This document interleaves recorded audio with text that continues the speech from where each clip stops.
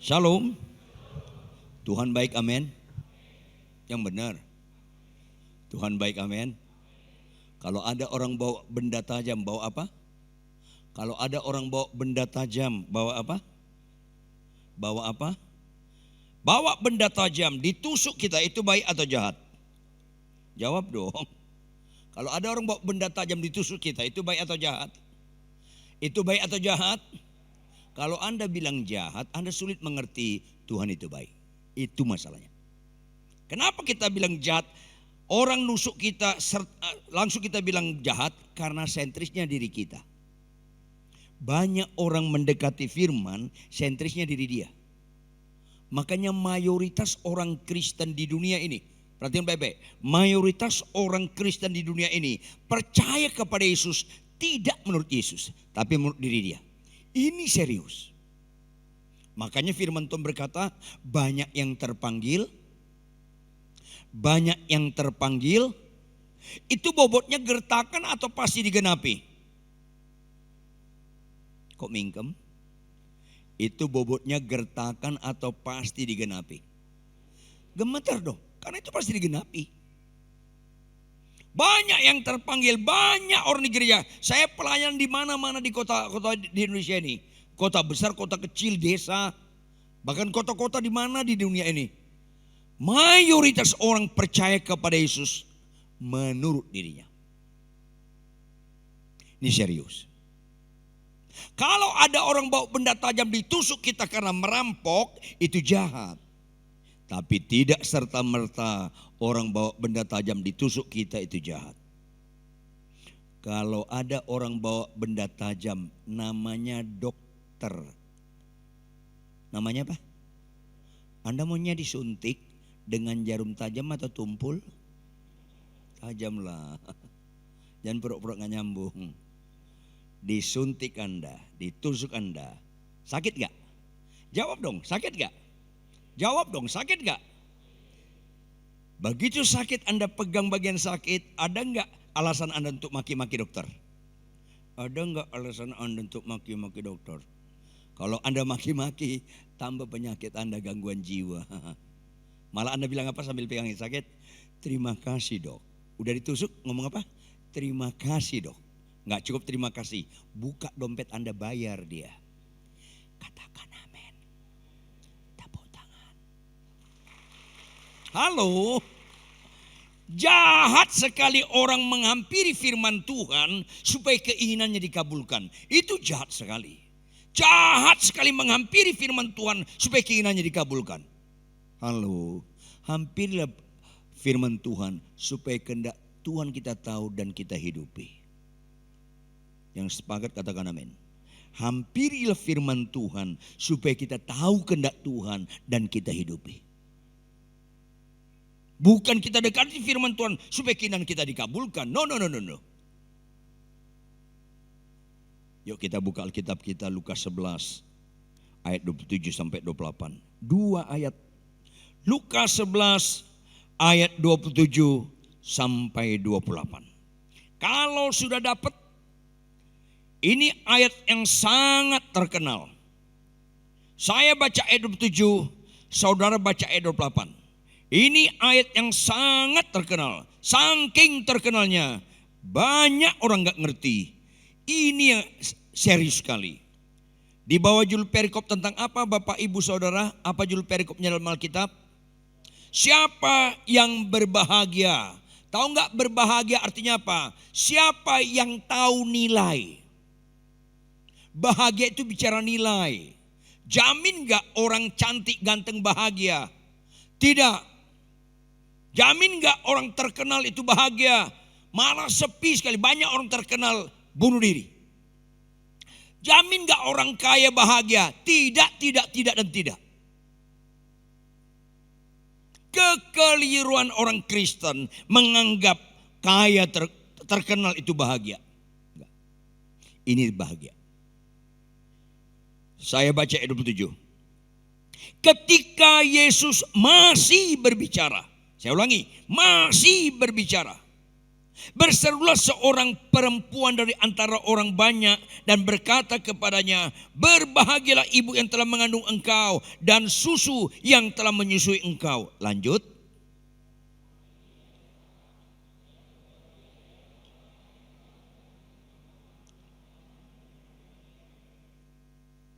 Lihat konteks supaya kita mengerti secara utuh. Bahaya sekali kalau ngupas firman lepas dari konteks. Konteks kebenaran ini, Yesus yang adalah Tuhan datang ke dunia untuk melucuti kuasa maut yaitu dosa, untuk menghancurkan pekerjaan setan dan iblis. Dia datang ke dunia, tahu perikop sebelumnya? Difitnah begitu keji bahwa Yesus kerasukan Beelzebul. Dia adalah Tuhan. Tujuannya menghancurkan kuasa-kuasa setan. Menyelamatkan kita daripada kuasa setan. Dari dosa. Difitnah begitu keji bahwa dia kerasukan Beelzebul. Di depan orang banyak. Ini orang kerasukan Beelzebul. Tapi smart sekali sikap Tuhan Yesus. Ini perlu Anda contoh. Yaitu apa? Reaksinya enggak marah. Reaksinya dengan sabar menjelaskan apa itu pekerjaan setan, apa itu pekerjaan Tuhan. Sabar sekali dia. Anda tahu? Saat itu Tuhan Yesus menampakkan diri dalam kemuliaannya atau dia menampakkan diri sebagai pemuda sederhana. Mana yang benar? Yang pertama atau yang kedua? Yang pertama atau yang kedua? Kedua. Dia pemuda sederhana, kakinya nginjak tanah. Dia jelaskan menanggapi fitnah yang begitu keji. Tahu maksud saya? Rohani seseorang bukan kelihatan di khotbah. Halo. Gampang sekali menampilkan rohani saat khotbah.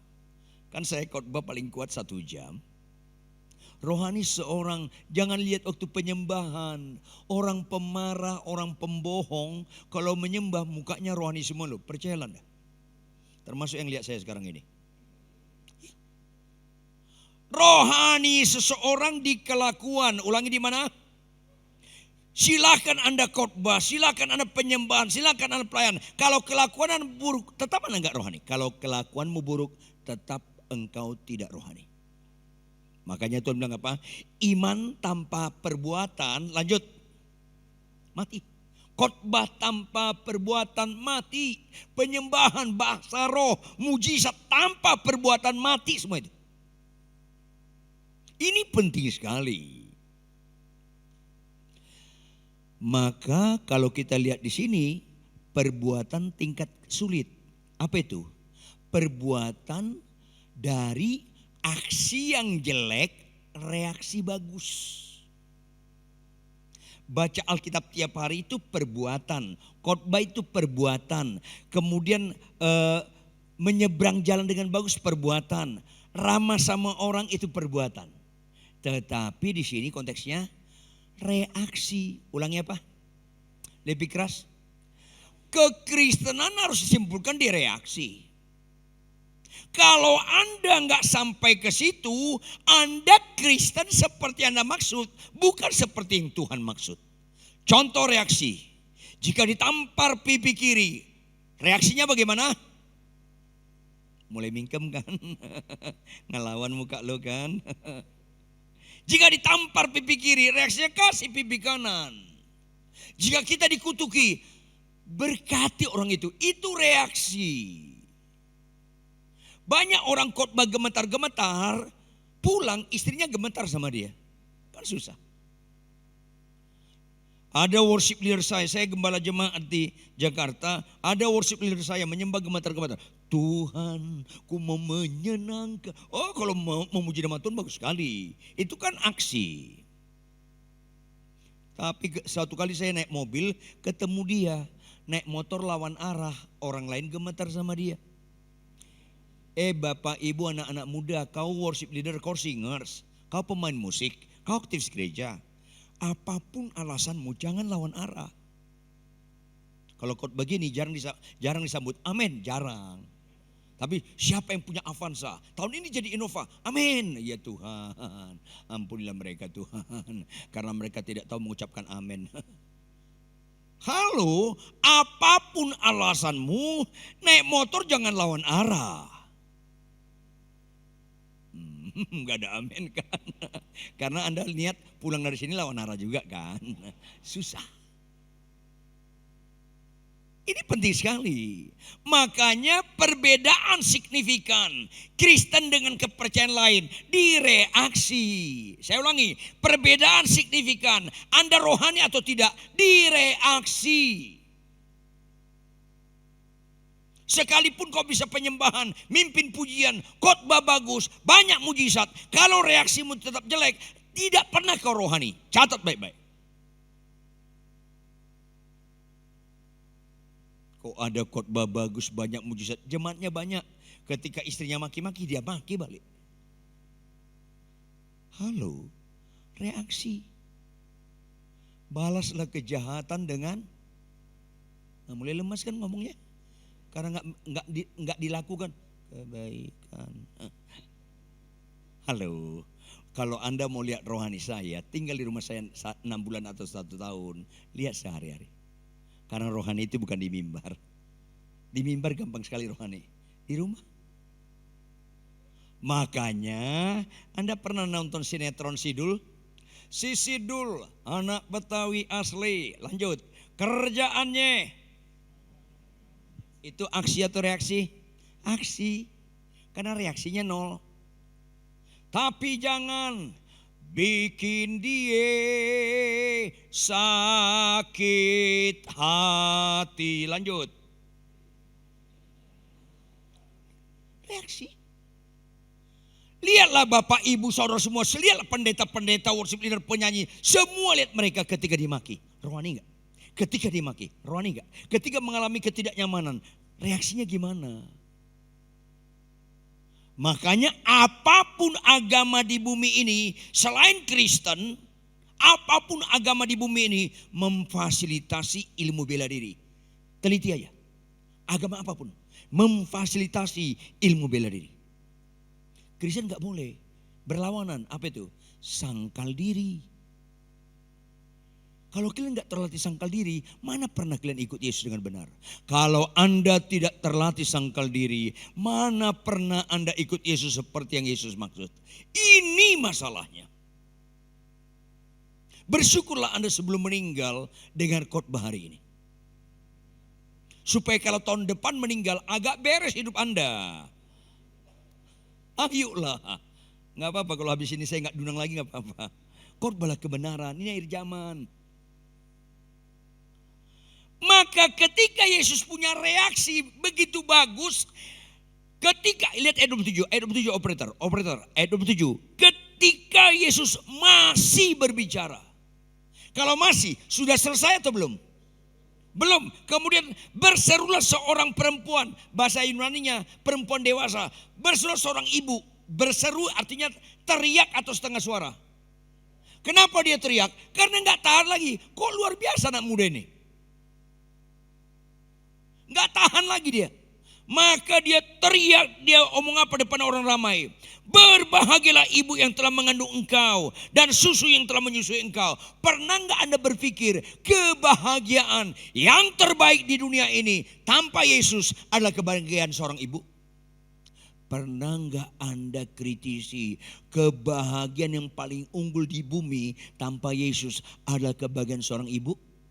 Sampai ada lagu umum tentang ibu lebih rohani daripada banyak lagu rohani sekarang yang cenderung gak rohani.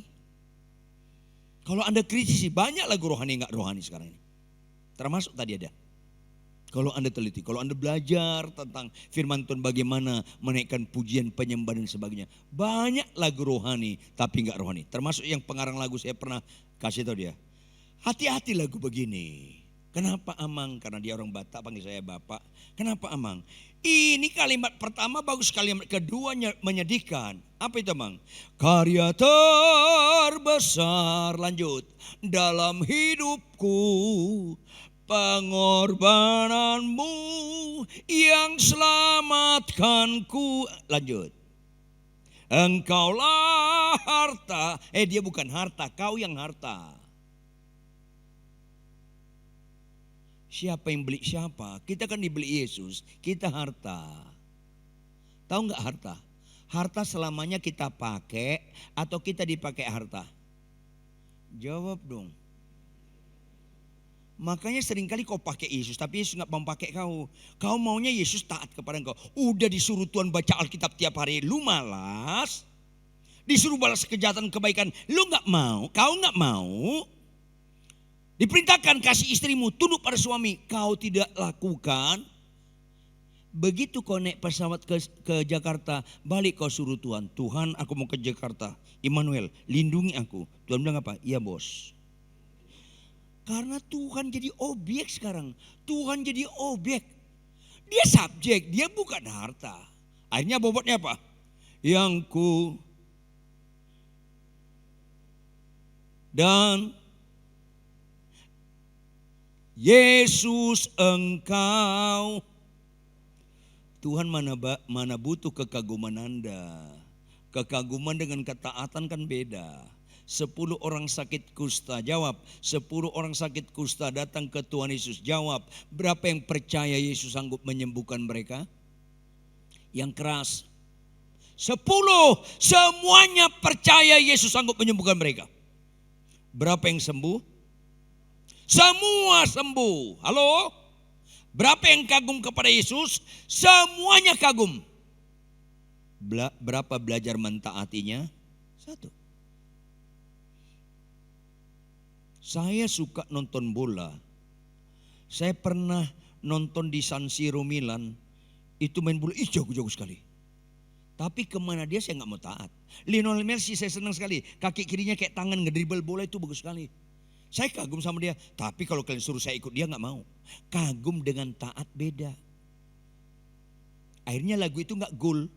Udah dia karya terbesar, dia berkorban segalanya untuk mati kita. Bobotnya hanya harta. Seharusnya dia raja. Engkaulah raja yang kutinggikan, yang kuagungkan dan kumuliakan. Yesus engkau kutaati. Itu gol. Kalian diam, nyambung gak sih? Kalau gak nyambung capek saya khotbahnya. Halo, siumanlah, jangan pingsan terus. Maafkan saya. Tidak otomatis lagu-lagu dalam firman Tuhan dalam perjanjian lama bisa jadi lagu. Termasuk doa Yabes, jangan lagu nyanyikan lagi tuh. Memperluas daerahku, emang daerah lu mau diperluas. Akhirnya banyak gereja-gereja bangun kerajaan masing-masing.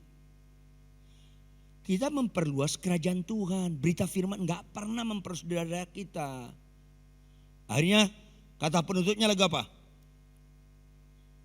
Apa kata penutupnya lagu doa Yabes?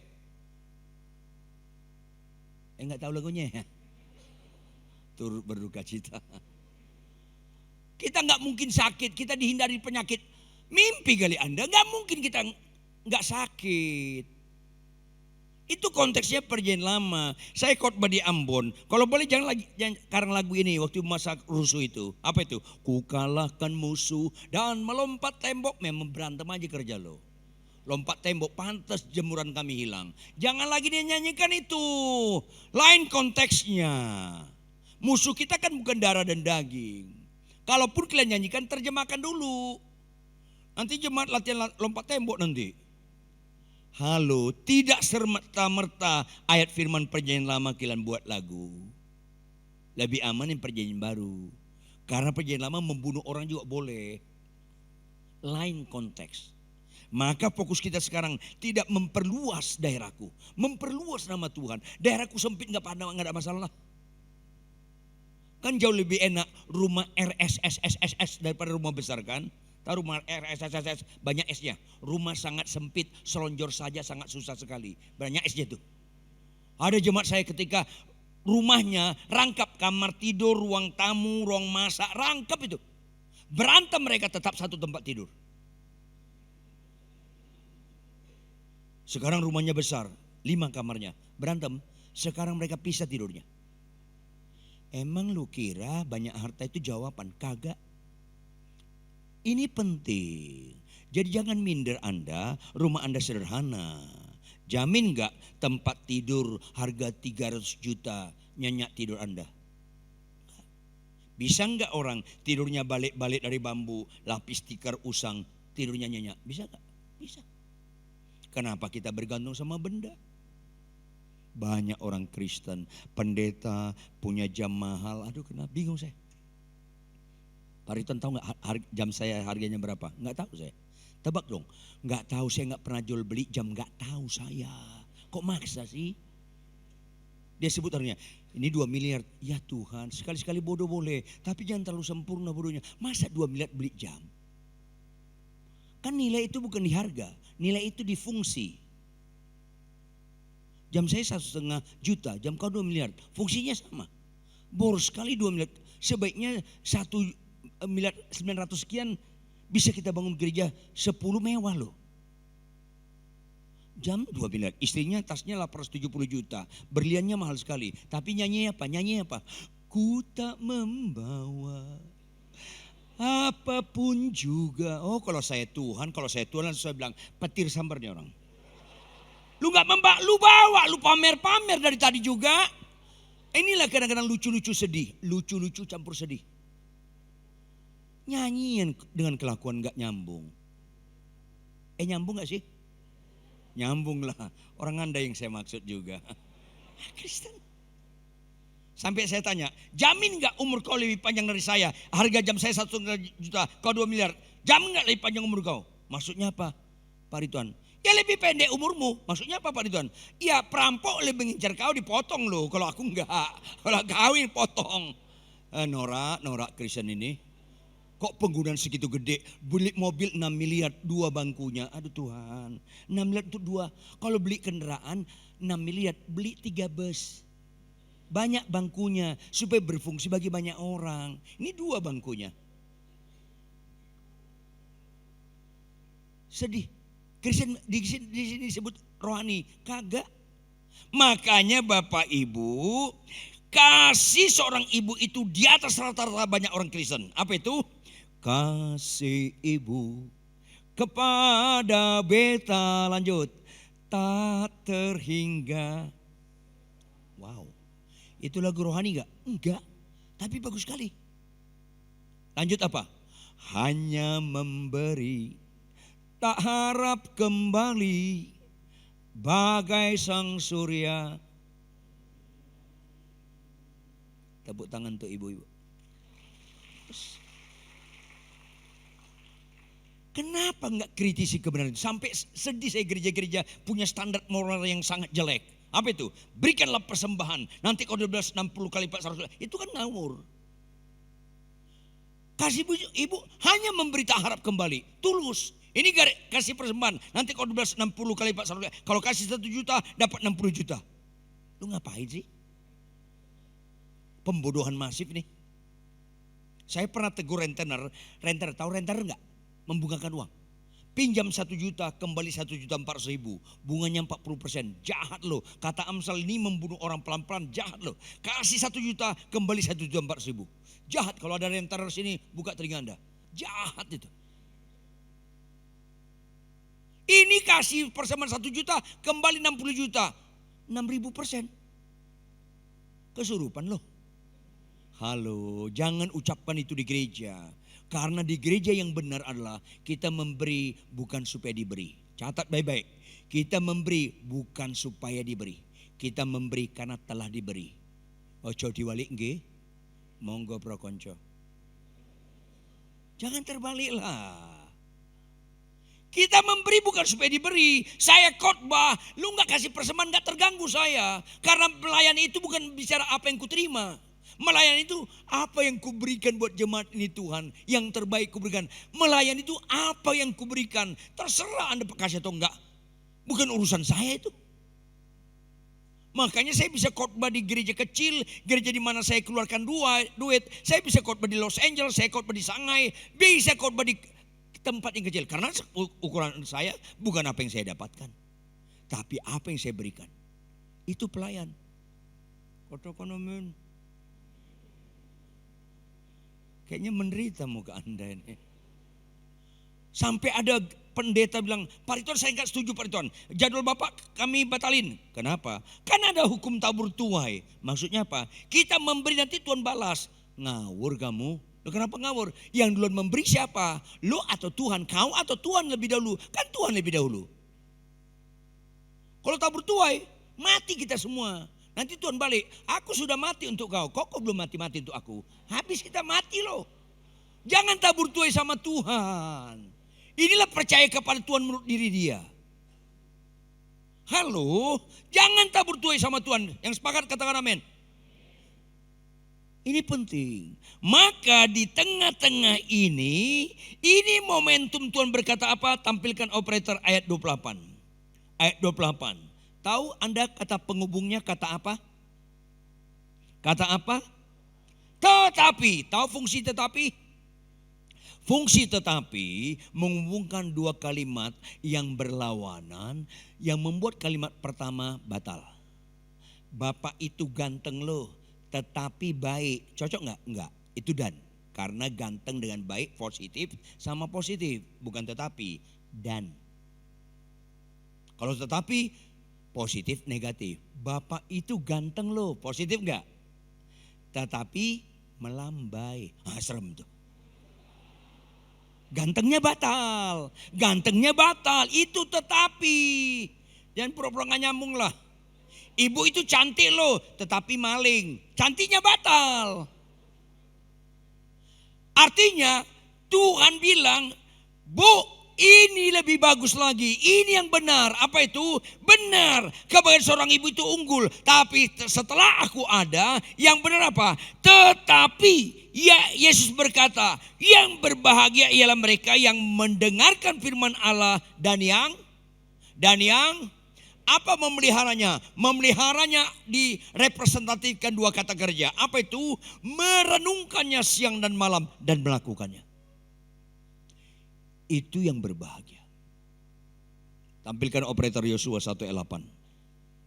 Yosua 1 ayat 8. Bedakan mana tujuan Allah, mana tujuan manusia. Kalau tujuan manusia masih kita anut, kita keliru. Kita ambil tujuan Allah.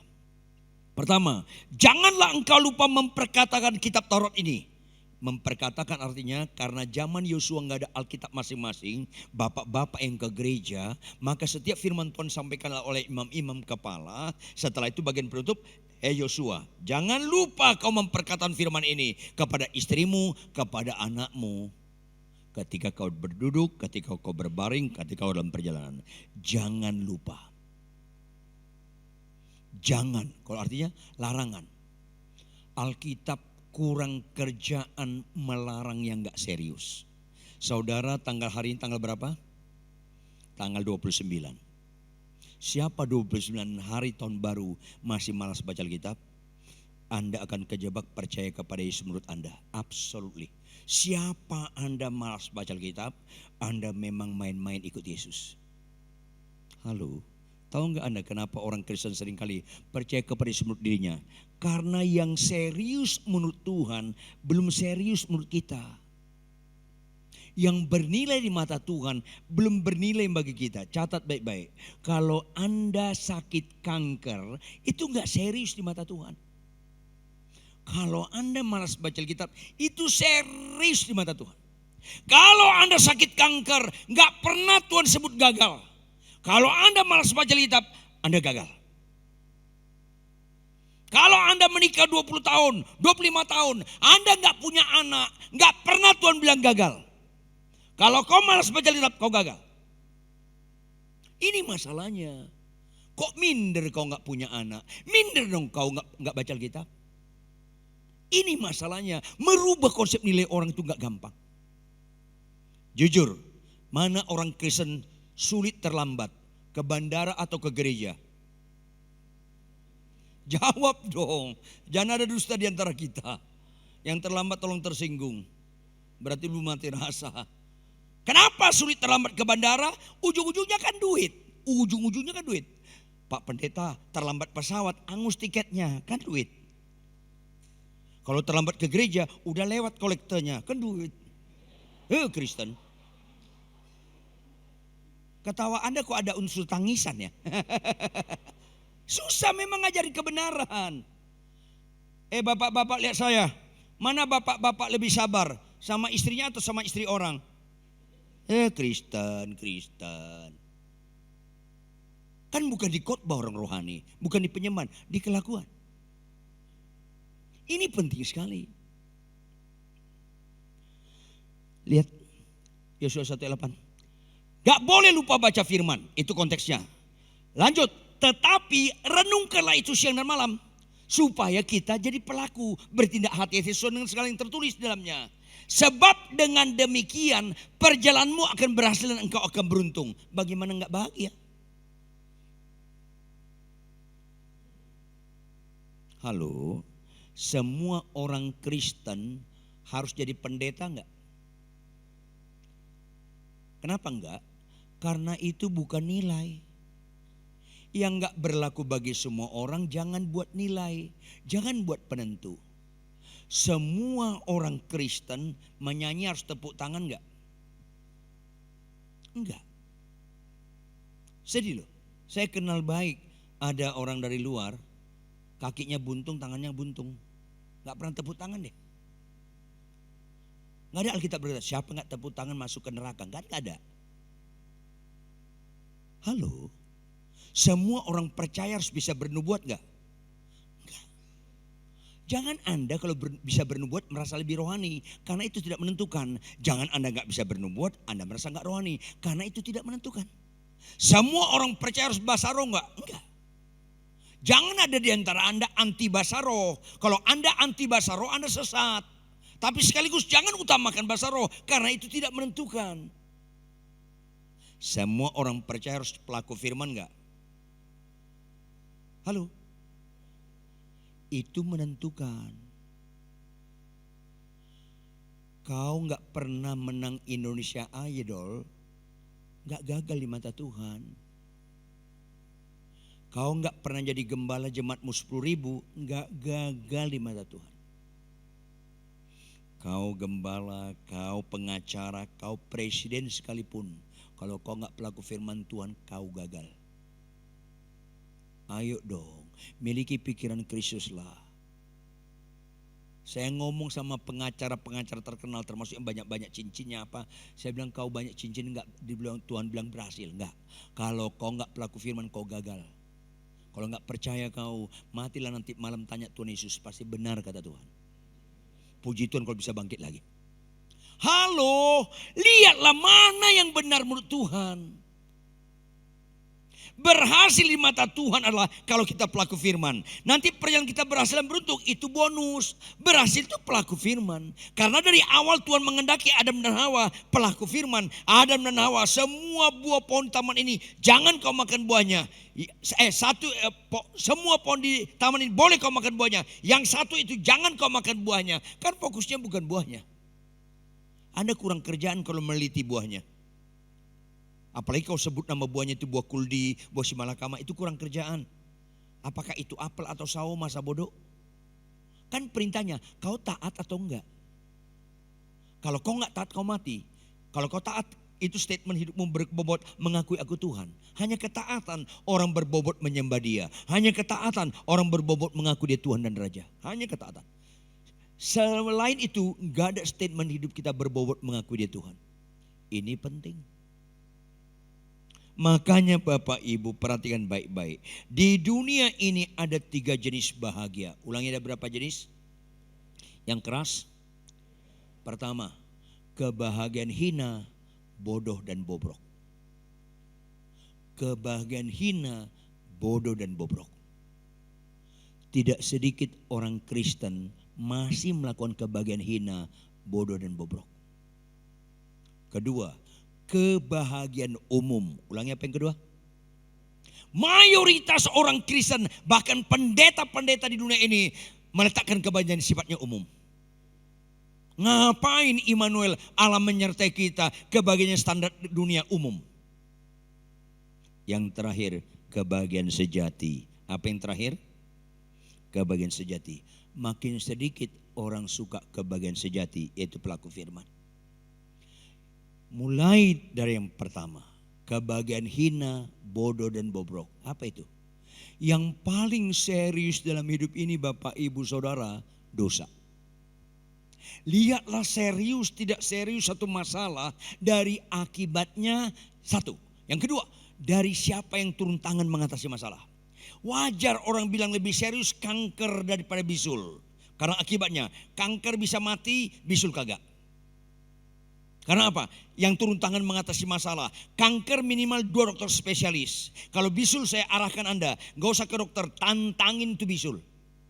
Nanti dia bengkak kemerah-merahan, mulai kebiru-biruan, ada matanya, meletus, sembuh sendiri. Pengalaman pribadi. Mana kita lebih excited? Melihat orang kesaksian sembuh bisul atau sembuh kanker? Udah pasti. Kalau sembuh bisul saya buang muka. Kenapa Pak Riton buang muka? Dia kesaksian 1 bisul, aku 6 bisul. Kalau sembuh kanker itu excited. Mana lebih serius, kanker atau dosa? Jawab dong. Halo? Kok gak semangat ya? Kayaknya masih suka dalam dosa loh. Mana lebih serius, kanker atau dosa? Mana ada kanker maut? Upah dosa maut. Ada gak orang sakit kanker, didoakan gak sembuh, didoakan gak sembuh, mati tetap masuk surga? Ada gak? Ada, yang penting dia bertobat. Ayolah, jangan percaya kepada menurut Anda, menurut Yesus lah. Sebaliknya, adakah orang sakit kanker didoakan oleh kuasa Kristus sembuh? Saya ulangi, sembuh, mati tetap masuk neraka. Ada enggak? Ada. Kalau enggak percaya Anda, matilah nanti malam, intip lah. Ada. 10 orang sakit kusta, semua sembuh. 9 ke neraka loh. 9 ke neraka loh. Lebih serius dosa daripada kanker. Kalau kanker 2 dokter spesialis. Kalau dosa siapa yang turun tangan? Tuhan Yesus. Makanya saya dulu dosen drama musikal. Saya amati lagu-lagu terbaik di dunia. Salah satu lagu terbaik itu Joy to the World. Kesukaan bagi dunia. Itu joy itu kesukaan dari surga. Kalau happy kesukaan dari dunia. Makanya Natal ada berita dari mall kan? Natal juga berita-berita dari mall ada enggak? Apa itu? Sale up 70%. Kan ada kan? Nyambung enggak sih lo? Saya enggak tahu si Sale anak siapa si Sale ini. Sale up terus nyanyi apa? Jingle bell. Mall juga merayakan itu happy. Kalau joy dari atas. Makanya lagunya dimulai dari do tinggi.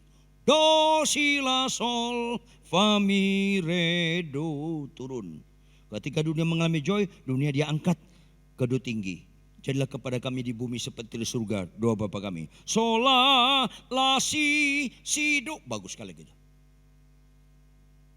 Dilanjutkan dengan apa? Lancar. Tam taram tam taram tam taram tam taram tadarat tadarat tadaram tadarat tadarat tadaram tadaram tam tam tam tam tam tam tam. Bagus sekali gitu. Sayang lagu itu hanya sampai bulan Desember. Belum habis Januari lagunya sudah ganti kan? Apa lagunya? Aku masih tahun lalu lu malas baca Alkitab, sekarang juga masih malas. Kenapa enggak mati aja lu? Halo, jangan main-main nih kekristenan ini. Allah tidak pernah memberikan diri dipermainkan. Tahun lalu kau buka situs porno, tahun ini masih buka. Janganlah. Maka untuk dosa mana bisa dokter spesialis turun tangan? 1000 dokter spesialis tidak bisa. Yesus turun tangan menunjukkan betapa seriusnya masalah itu. Jangan lagi Bapak Ibu anak-anak muda, jangan lagi berbuat dosa. Jangan lagi kompromi dengan dosa. Jawab dengan tegas. Kalau kena kanker, sebaiknya ketahuan sejak awal atau akhir? Kok kurang semangat Anda? Awal atau akhir? Apalagi dosa. Dosa itu sangat serius. Tapi ada orang memiliki kebahagiaan hina, bodoh dan bobrok. Apa itu? Dia berzina gak ketahuan, dia bergembira. Untung gak ketahuan. Selamat, selamat. Lu mau binasa kok selamat? Ada orang berzina nggak ketahuan, dia senang. Inilah kebagian hina, bodoh dan bobrok. Ada orang korupsi, diperiksa polisi nggak ketahuan, gembira dia. Bahkan ada orang berbuat dosa, diperiksa, dia berdoa, Tuhan lindungi aku, tolong jangan ketahuan. Itu kesurupan tingkat tinggi. Kalau Anda berbuat dosa, berdoa supaya nggak ketahuan, siapa Tuhan Anda? Kalau kanker sebaiknya ketahuan sejak awal supaya ketolong, apalagi dosa. Tahu nggak mujizat lebih tinggi dari kesembuhan? Catat baik-baik, mujizat lebih tinggi dari kesembuhan ketika Anda berbuat dosa ketahuan. Itulah mujizat Anda. Ketika ada bapak-bapak niat selingkuh, tahu selingkuh nggak? Berhubungan sama kuntilanak. Janjian dia di lobi Paragon. Dia jemput si kuntilanak, dia bawa ke Bandungan untuk berzina. Sampai di hotel yang sepi, dia parkir, dia gandeng si kuntilanak ke lobi hotel. Lagi mesen kamar untuk berzina, lagi mesen kamar, ketemu ibu mertuanya. Mujizat nggak? Tuh, Anda nggak bilang mujizat karena Anda nggak mau ketahuan, rusak. Berbahagialah Anda bapak ibu anak muda ketika berbuat dosa langsung ketahuan. Malanglah nasib Anda bapak ibu, Anda berulang-ulang berbuat dosa, punya kemampuan nggak ketahuan. Bisa khotbah lagi, bisa malain lagi. Rusak sekali mental orang seperti ini. Bersyukurlah Anda, bukan kebetulan Anda ada di ruangan ini, karena Tuhan sayang sama Anda. Malanglah hidup kita kalau kita berbuat dosa, menikmati kalau nggak ketahuan. Kalau orang kesurupan di lantai ini menggelepar-gelepar, tahu nggak Anda? Itu kerasukan roh jahat kopral, kelas rendah itu. Kelas rendah kalau orang gelepar-gelepar itu. Saking kelas rendahnya, dia gelepar langsung ketahuan, nggak pintar nyamar dia, langsung ketahuan. Ini kerasukan setan nih. Karena kopral. Tapi kalau ada orang punya istri simpanan, tetap khotbah, tetap penyembahan, tetap bisa mendoakan orang sakit sembuh, itu kerasukan roh jahat jenderal. Ayolah. Kebenaran firman ini menunjukkan Tuhan sayang kepada kita. Yang sepakat tepuk tangan yang keras. Maka Bapak Ibu, starting point supaya kita jangan memiliki kebahagiaan yang hina, bodoh dan bobrok adalah mari kita berdoa, Tuhan kasihanilah aku Tuhan. Dosa itu bisa keji, begitu keji dosa itu. Bisa kami ke neraka karena dosa. Gak ada lain yang membuat kami ke neraka selain dosa. Upah dosa adalah maut. Bahkan Engkau datang ke dunia untuk menebus dosa kami. Menunjukkan dosa itu begitu serius dan mengerikan. Tolonglah Tuhan, Kau kirimkan Roh Kudus. Tolong aku jangan berbuat dosa lagi. Kasihanilah ke Tuhan. Tolonglah aku jangan berbuat dosa lagi. Buka kemungkinan, bukan konteks excuse, tapi konteks dalam kejujuran karena kita mengasihi Tuhan. Tetapi Tuhan, kalau sampai saya berbuat dosa, dalam nama Yesus tolonglah Tuhan langsung ketahuan. Bila perlu sedikit dipermalukan, supaya kejadian yang gak nyaman ini melatih ulang bagi aku bahwa aku gak cocok berbuat dosa. Itu doa orang Kristen yang benar. Kalau sampai aku berbuat dosa, tolonglah langsung ketahuan. Bila perlu sedikit dipermalukan. Kan gak ada amin kalau khotbah begini kan. Yang ada ngelawan muka lu. Susah. Udah suka berbuat dosa, berzina, marah, dendam, sakit hati, suka kesembuhan lagi. Siapa Tuhan lu? Allah dahsyat di tempat kudus, di tempat kudusnya dahsyatnya. Ayolah. Banyak orang Kristen masih menganut kebahagiaan hina, bodoh dan bobrok. Bisa berzina berulang-ulang, menikmati kalau nggak ketahuan. Bisa menipu berulang-ulang, menikmati. Stoplah. Bukan kebetulan Anda di ruangan ini. Jangan pernah menikmati berbuat dosa nggak ketahuan. Yang sepakat katakan amin. Yes, ini penting sekali. Yang kedua, kebahagiaan umum. Ulangi apa? Yang kedua, Anda tahu nggak? Sakit sembuh itu kebahagiaan umum. Halo, tahu nggak? Sakit sembuh itu kebahagiaan umum. Saya sedih sekali gereja lebih banyak bicara khotbah mujizat-mujizat daripada pertobatan. Mau kemana itu jemaat? Lebih banyak tentang kesembuhan daripada pertobatan. Sampai Tuhan kasih contoh kepada murid-muridnya dalam bagian kuliah terakhir. 10 orang sakit kusta, sembuh 9 binasa. Jujurlah kalian Bapak Ibu, jujur coba jujur. Orang kalau sakit kanker datang ke Tuhan Yesus, jujur. Kalau orang sakit kanker datang ke Tuhan Yesus, dia mau bertobat atau mau sembuh? Begitu sembuh dianggap itu finish. Makanya mayoritas, Anda teliti, mayoritas orang sakit sembuh nggak melanjutkan pertobatan. Jahatnya kita pendeta, kita doakan orang di kursi roda, kita doakan orang buta celik sembuh, terus langsung puas. Haleluya, lumpuh berjalan, buta celik tepuk tangan. Bertobat nggak mereka? Jangan sampai kita teman kerja setan. Buka operator, Matius 24 ayat 24. Ayolah, Matius 24 ayat 24. Perhatikan, gak ada perbedaan signifikan Yesus dengan iblis berkenan dengan mujizat. Matius 24 ayat 24. Sama-sama kita baca. Matius 24 ayat 24. 1, 2, ya. Sebab Mesias palsu dan nabi-nabi palsu akan muncul. Dan mereka akan mengadakan apa? Tanda-tanda yang dahsyat dan mujizat-mujizat. Sehingga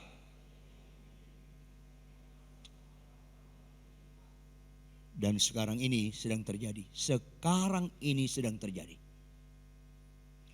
Lebih banyak yang di mimbar sekarang bukan pengkhotbah, motivator. Bukan pula. Motivator itu mana membawa orang kepada pertobatan dan pelaku firman. Motivator selalu mengkhotbahkan yang akibat, pengakibat enggak dikhotbahkan. Cari dahulu kerajaan Allah dan kebenarannya. Itu perintah atau janji? Maka semuanya ditambahkan kepadamu. Itu perintah atau janji? Jawab, mana yang disukai jemaat? Janji. Kan Kristen halusinasi. Janji itu akibat. Pengakibatnya di ketaatan. Tanpa ketaatan semua janji itu halusinasi. Yang dikhotbahkan adalah perintah. Janji itu ujungnya aja, sebagian aja. Jawab Bapak Ibu, Tuhan pernah enggak ingkar janji? Tuhan pernah enggak bohong janji? Tuhan pernah enggak terlambat janji? Tuhan pernah enggak lupa janjinya? Enggak pernah, itu domain dia. Makanya saya bilang sama pengarang-pengarang lagu rohani, kalau boleh enggak ada, cukup satu lagu tentang janji Tuhan. Enggak usah banyak-banyak, karena dia enggak lupa ingatan. Janjimu seperti fajar pagi hari. Nanti Tuhan bilang, gak usah kau ingatkan saya gak lupa ingatan. Perintahku baca Alkitab, kau lupa gak tadi pagi? Kau lupa ingatan. Makanya harus lebih banyak lagu-lagu tentang ketaatan. Karena itu perjuangan kita. Ku berjuang sampai akhirnya. Lanjut. Yes. Itu perjuangan kita. Janji Allah itu domain Tuhan. Saya lupa janjinya, Anda lupa janjinya, gak ada masalah. Karena dia gak lupa. Saya dan Anda lupa perintahnya, masalah. Makanya motivator mengkhotbahkan janji-janji Tuhan. Itu motivator, bukan pengkhotbah itu. Percayalah, tahun ini kau akan diberkati. Percayalah, yang gak punya anak dapat tanah. Percayalah, yang punya Innova jadi Alphard. Itu motivator, bukan pengkhotbah itu. Itu yang sedang diutus oleh iblis. Taruh mujizat-mujizat, tapi gak meninggalkan dosa. Perbedaan signifikan Yesus dengan iblis ada di perbuatan ajaib, bukan mujizat. Perbuatan ajaib, yaitu perbuatan ajaib. Tidak ada yang mustahil bagi Allah.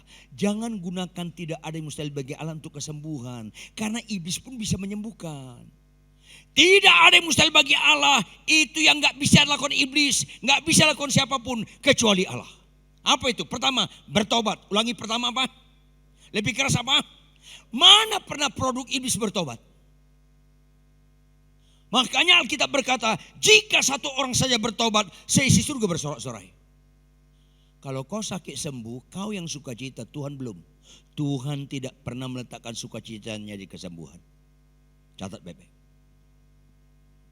Tuhan meletakkan sukacitanya. Kalau kau sembuh, kau bertobat gak? Ketika kau bertobat, baru Tuhan sukacita. 10 orang sakit kusta semua sembuh. Hanya satu yang membuat Tuhan sukacita. Yang 9 lagi Tuhan sedih.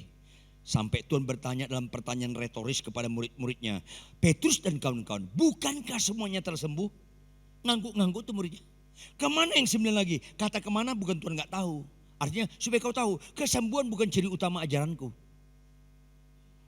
Makanya Bapak Ibu jawab, boleh gak doa kesembuhan? Yang keras dong. Boleh sampai limit tertentu. Ada limitnya. Karena limit berikutnya doa kesembuhan itu bisa jadi kebodohan. Ayolah. Makanya Alkitab bilang umur kita berapa? 70. Lebih daripada itu berapa? 80. Ada limit. Makanya ketika saya mimpin seminar kesembuhan ilahi di kalangan para pendeta dan dosen teologi, 4 sesi. 2 sesi pertama break coffee time. Datang pendeta muda. Pak Ridwan, baru pertama kali saya dapat materi kesembuhan ilahi di sini. Iya, jadi gimana? Saya mau tanya Pak Ridwan. Anak saya umur 4 tahun. Kenapa? Sakit-sakitan. Kalau gitu boleh gak doa kesembuhan? Berapa tahun? 4. Langsung saya bilang keras. Boleh. 4 tahun. Boleh. Langsung keras saya bilang. Boleh doakan dong kesembuhan. 4 tahun. Ada pendeta lain datang. Pak Ridwan umur saya 48 tahun. Ya kenapa? Sakit-sakitan. Boleh gak doa kesembuhan? Saya jawab dengan setengah suara. Boleh. Ngerti kan? Umur berapa? 70. Lebih daripada itu berapa? 80. Umur dia berapa? 48 tahun. Berarti dia setengah jalan belum? Ya setengah suara lah. Ada Kristen ini? Boleh. Ada pendeta berikutnya. Pak Ridwan umur saya 69. Kenapa? Sakit-sakitan. Boleh gak doa kesembuhan? Saya jawab dengan apa? 69. Entar lagi kan lewat net nih orang. Ada pendeta yang sudah pensiun. Pak pendeta, umur saya 88. Ya kenapa Pak? Kenapa Pak? Sakit-sakitan. Boleh gak doa kesembuhan? Siap-siap take off lah. Take off lah. Ada apa Kristen ini? Kebodohan orang Kristen tidak konsisten. Kalau kalian naik pesawat ke Singapura, dulu ada Semarang Singapura. Sekarang masih ada gak? Kalau kalian naik pesawat ke Singapura, maunya pesawatnya on time atau delay? Yang keras, lebih keras. Kalau delay kesal enggak? Delay 2 kali, lebih keras. Delay 3 kali, ngamuk kan lo? Jawab dengan konsisten. Mana lebih bagus, surga atau Singapura? Kalau kalian dipanggil ke surga, maunya on time atau delay? Ada apa Kristen ini? Gregetan, gagal fokus. Lama-lama sesat. Makanya melalui mujizat-mujizat iblis bisa menyesatkan orang pilihan juga. Kalau waktunya gak dipersingkat.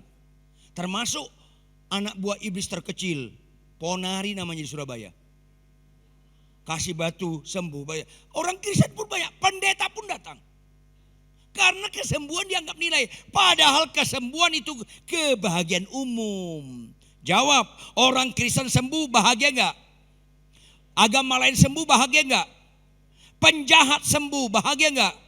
Itu umum. Jangan rendahkan nilai Kristus. Pengorbanannya di kayu salib hanya bisa sakit sembuh. Lama-lama Anda menghina Tuhan. Mobilmu ganti dari Innova jadi Alphard, itu umum. Anakmu jadi gubernur, itu umum. Jadi presiden pun itu umum. Agama lain pun anaknya bisa jadi presiden kok. Jadi jangan buat nilai umum standar kekristenan. Apa arti pengorbanan Kristus? Maka kebahagiaan sejati pelaku firman. Ulangi apa? Tahu enggak Anda Bapak Ibu, di dunia ini di hadapan Tuhan hanya dibagi 2. Bukan Protestan karismatik, bukan Katolik Protestan, bukan. Di hadapan Tuhan hanya 2, pelaku firman atau tidak. Bagian terakhir kita buka Matius 7 ayat 24 sampai 27. Ayat 24-25 bagian pertama, ayat 26-27 bagian kedua. Setiap orang yang mendengar perkataanku ini dan melakukannya, ia sama dengan orang bijaksana. Lanjut. Ulangi. Hayati. Yang mendirikannya rumahnya. Catat baik-baik. Tangkap ya. Lihat ayat 26. 25 nanti kita baca. Ayat 26. Sama-sama baca. Satu, dua, ya. Tetapi setiap orang yang mendengarkan perkataanku ini dan tidak melakukannya.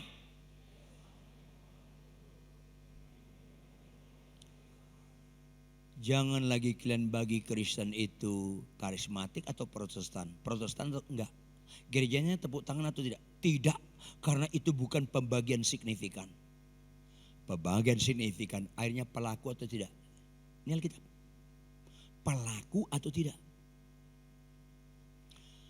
Berbahagialah Anda nggak pengkhotbah terkenal, berbahagialah Anda sakit Anda nggak sembuh, berbahagialah Anda tidak punya anak, tetap pelaku firman. Karena itu penentu. Malanglah nasibmu kau pengkhotbah terkenal, malanglah nasibmu banyak mujizat-mujizat, malanglah nasibmu jemaatmu banyak, tapi kau nggak pelaku. Karena Alkitab mencatat banyak orang suka mujizat nggak pelaku firman. Buka Matius 7 ayat 21 sampai 23. Alkitab udah jauh-jauh hari, 2000 tahun yang lampau sudah diperingati. Bukan setiap orang yang berseru kepadaku Tuhan, Tuhan akan masuk dalam kerajaan surga. Bukan, melainkan apa? Pelaku. Kenapa? Lihat ayat 22. Dikira ini pelaku. Enggak. Apa itu? Pada hari terakhir berapa orang? Banyak, bukan sedikit. Banyak, kalau dalam bahasa Yunani bukan banyak, mayoritas. Mayoritas orang akan berseru kepadaku, Tuhan, Tuhan, bukankah kami bernubuat demi namamu? Seringkali orang menganggap rohani itu dinubuat. Seringkali rohani itu dimujizat. Seringkali rohani itu jemaat banyak, pendeta terkenal. Kagak. Pelaku atau tidak pelaku itu yang menentukan.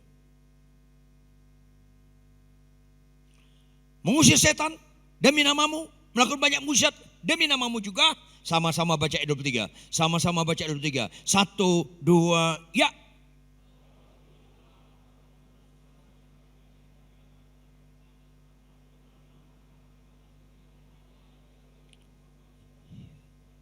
Ditolak Tuhan pengkhotbah, ditolak Tuhan pembuat mujizat, ditolak Tuhan pendeta-pendeta terkenal kalau nggak pelaku. Hanya kamu sekalian pelaku kejahatan. Karena dibuat nilai itu pengkhotbah terkenal dan sebagainya. Pengkhotbah terkenal itu enggak nilai. Kami 5 orang khotbah KKR di Manado. Seminggu sebelum berangkat salah satu pendeta bilang, Pak Riton, Bapak ikut kan khotbah di Manado? Ya kenapa? Mereka enggak kenal kita. Kenal dong, makanya kita diundang. Loh masa tiket pesawat kita Lion? Ya enggak ada apa-apa loh, enggak ada masalah. Kan pesawat terbang. Kalau saya dikasih 300.000 naik gokar ke Priok, terus saya suruh berenang ke Manado, nggak bisa saya. Lain kan? Pak jangan bercanda, nggak bercanda. Jujur Pak Ridwan. Loh jujur apa? Dari tadi saya jujur. Saya tiketnya pesawatnya Lion. Bapak Lion nggak? Enggak. Kok beda-beda Pak? Saya Lion, Bapak apa? Saya Lion. Lebih mahal kau? Kan lebih mahal Lion daripada Lion kan? Jangan pura-pura gak nyambung lah. Kalian kan suka dikorbankan istilah asing. Mana lebih mahal, black coffee atau kopi hitam? Norak. Kan kita makan bahasa asing. Black coffee sama kopi hitam sama. Tapi lebih mahal black coffee. Mana lebih mahal, cappuccino atau kopi susu? Mana lebih bergengsi minum kopi di kafe atau di kedai? Kafe sama kedai sama. Korban bahasa Inggris loh. Sampai saya pelayan di pedalaman Jawa Timur bagian selatan. Itu mbok-mbok, orang tua. Tapi penyemannya bahasa Inggris, bingung saya. Itu kan mbok-mbok nggak ngerti. Amen, I praise you. Apa ini? Bingung mbok-mbok itu. Karena rasanya bahasa Inggris lebih rohani. Kayaknya lagu kalau bahasa Inggris nyampe ke surga. Kalau bahasa Indonesia hampir surga. Apalagi bahasa Jawa, mungkin sampai plafon. Kenapa begini-begini? I praise you, amen. Loh biasanya amin kok amen. Bingung mbok-mbok itu. Karena kita anggap bahasa Inggris lebih mulia. Makanya saya bilang, kau Lion, aku Leon. Halo. Pendeta terkenal rata-rata melayani fasilitas. Itu pun belum sadar. Tahu gak Priton? Hotelnya bintang 3. Langsung saya tutup. Gak usah saya ladenin lagi. Kalau itu yang menentukan kenapa Yesus datang ke dunia lahir di kandang domba. Dia punya hak lahir di Herodes, di istana Herodes, di Kaisar Agustus, di istana Kaisar Agustus dia di barat. Tapi dia pilih kandang domba. Banyak orang melayani sulit rendah hati karena enggak menghayati pengorbanan Kristus di kayu salib. Maka bagian terakhir buka Markus 1 ayat 42. Teliti Markus 1 ayat 42. Teliti saudara. Sama-sama baca Markus 1 ayat 42. 1, 2, ya.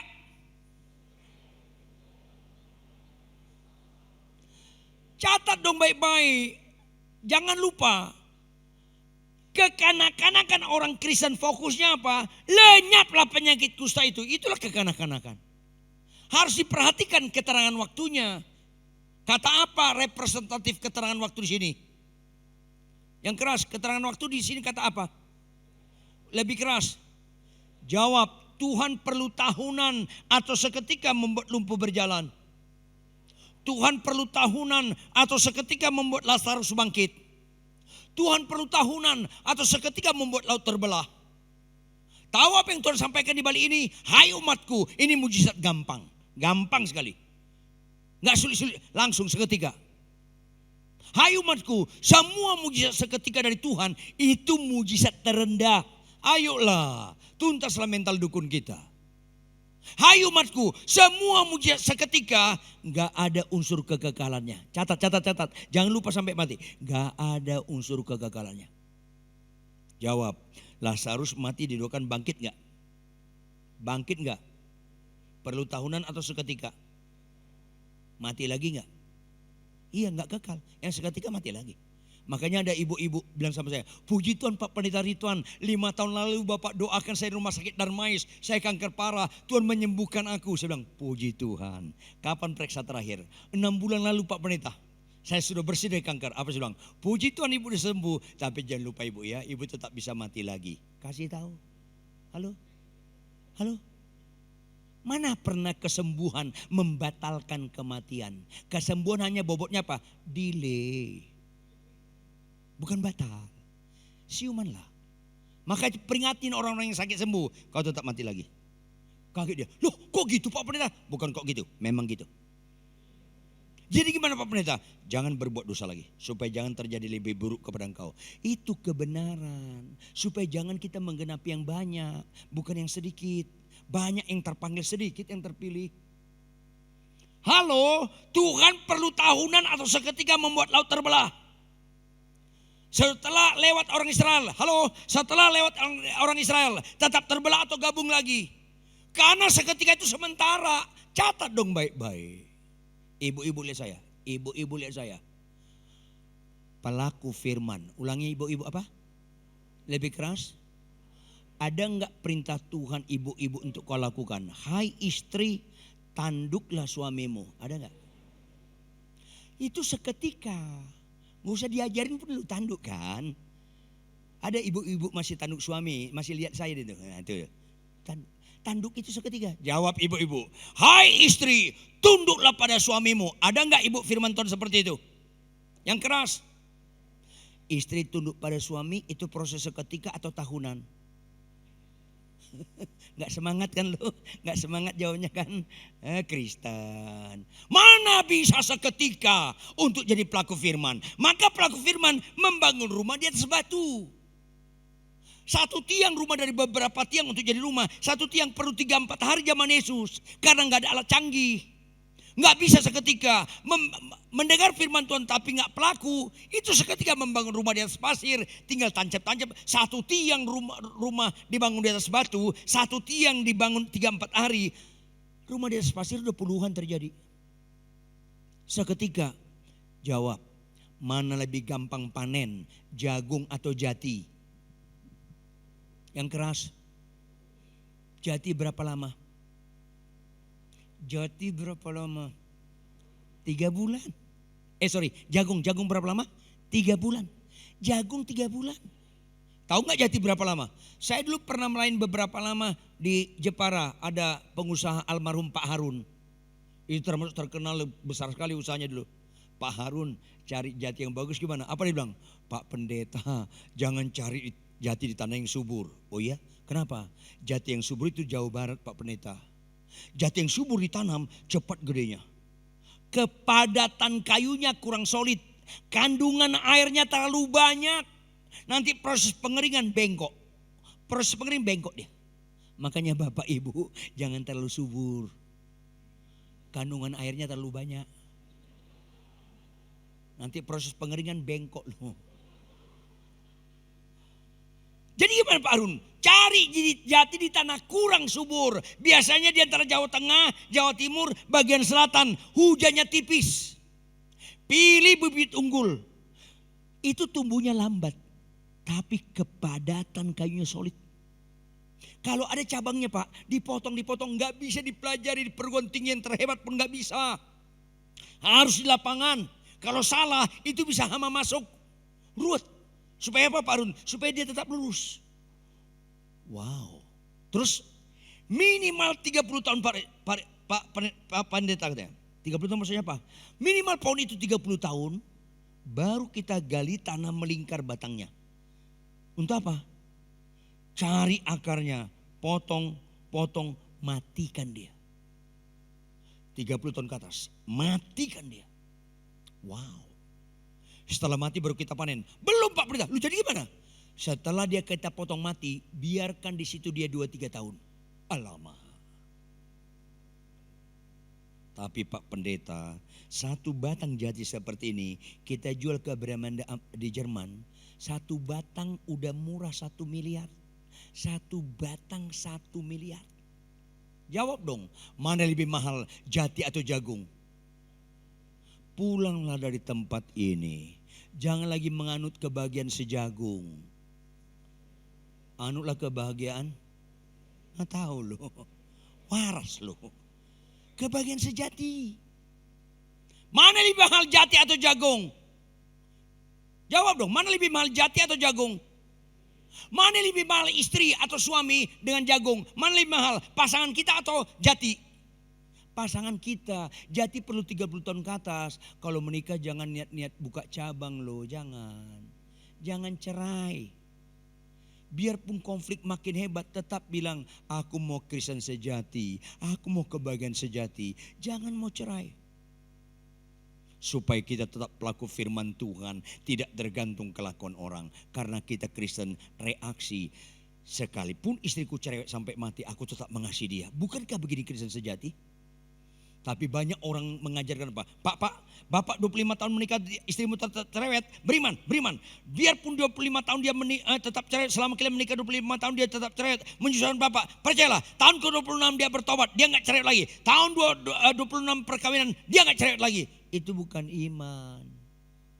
Iman itu bukan Tuhan, 25 tahun istriku cerewet, menderita aku, tapi saya beriman. Tahun ini dia gak cerewet lagi. Tahun 2026 dia gak cerewet. Dalam Yesus, itu bukan iman, itu keinginan.